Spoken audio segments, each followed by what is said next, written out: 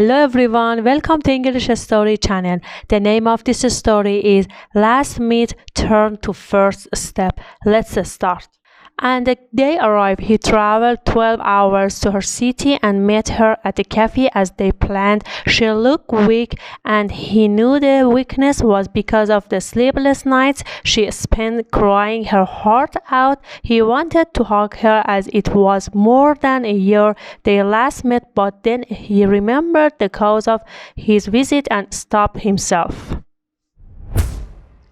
They wanted to meet for one last time before they parted ways. She brought the expensive watch he gave her just to return him back. They ordered a hot chocolate coffee and stared at each other for a couple of minutes. He noticed the water in her eyes, which she was controlling hard to stop pouring it out. Every passing second, he calculated the rise in water in her eyes, and finally, when she wasn't able to control further, she turned her head towards the left and took a sigh of relief to let go of all the water at once. He asked her, "Why are you crying now? Was it not your decision to break? You called me all the way just to end this, right? Then why are you weeping?" She remained silent, and he understood her answer. Then the coffee arrived, and she took out the watch and told him, "I've never used this, as I always wanted to wear it after our marriage. Kindly take it and give it to the woman who is going to be your wife in future." For the next 5 minutes, they discussed all the bad times of the relationship and how parting away is the only option left for them. Then they stood to leave. She told him to wait at the counter as she wanted to wash her stressed face and swollen red eyes. He couldn't see her in this stage. He never wanted to make his girl cry, and he knew she never wanted to end the relationship from her heart, but was forced to, as he was not ready for marriage, and it was high time for her to get married, as her parents already started a search for her perfect man.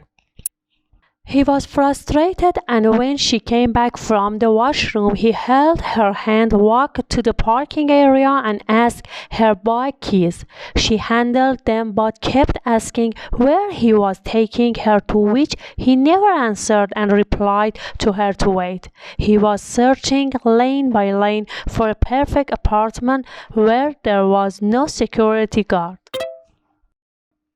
Finally, he found one and confidently went inside and parked the two-wheeler at the visitors' gallery.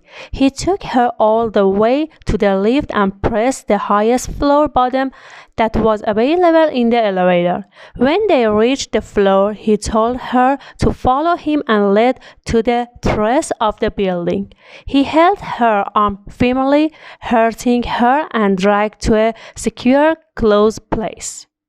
He then pushed her to the wall and shouted, "Why the hell are you crying? I can't see you in this way." She turned her face down, trying to hide her tears again, and told him to go back to his city and leave her alone. She promised she would be fine in a few days and requested him not to contact her ever again in his life. He turned back to leave, and then with a heavy heart she held his hand and hugged him as tight as ever. She cried, and with a heavy pain in her tone told him that she can't do this. She said, "Please don't allow someone else's hands to touch my body. I can't imagine sleeping with someone else. Can't digest the fact that some other person will touch me the same way you did and at the same place where you did. Please, I request you to do something and stop my marriage with someone else. I am ready to stay single all my life, but can't share my dreams which I saw with you to be with someone else. Please, don't leave me. Please, talk to my parents. Please, please." He wanted to freeze this moment and wrap her forever. He kissed her neck and whispered the same thing which she didn't want to hear. I can't marry you right now as I'm not well settled. Your parents will never accept me. I need some more time to prove your parents that I'm the right person for you. She pushed him away and banged her hand hard to the wall in anger. She told him to leave right away. He left the place. After 2 hours, she received a message on her phone. It was from him. She opened it and it said, "How long will you stay there on that terrace? I'm waiting for you in your home. Your dad wants you to approve me in front of him and accept that you will be happy with me, though I don't ever. Come soon, sweetheart." Thank you for watching and listening. I hope you enjoyed this story. See you in next story. Please don't forget like and share. Bye.